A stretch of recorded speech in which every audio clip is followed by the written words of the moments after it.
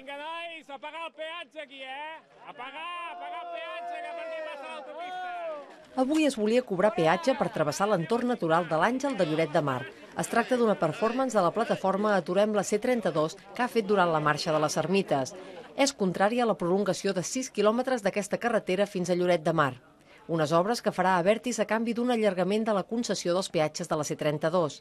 Aquesta infraestructura està previst que travessi 4 paratges naturals.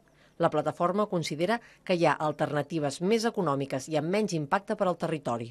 Seria el desdoblament de la carretera Blanes-Lloret o la construcció a la Ronda Nord, que és la Ronda Circunvalació Lloret, i una possible millora de la carretera de Lloret a Vidreres. Per això pretén recollir 10.000 firmes per aturar el projecte que es vol començar a executar al setembre. Ja tenim prous de carreteres, no? Vull dir, arribem perfectament fins aquí a la sortida de Blanes i tenim una carretera perfecta per arribar fins a Lloret. No fa falta fer malbé tot això d'aquí. Dóna tota la sensació que el tema és una falta de recursos i que l'opció més fàcil és donar la concessió a Abertis per tal de poder fer una infraestructura que no es pot fer amb recursos públics. Un argument que és una mica escàs. Uns volen parar l'obra i altres ja la voldrien tenir enllestida.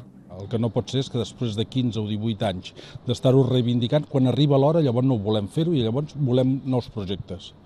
Potser s'haurien d'haver fet els deures quan tocava i no ara.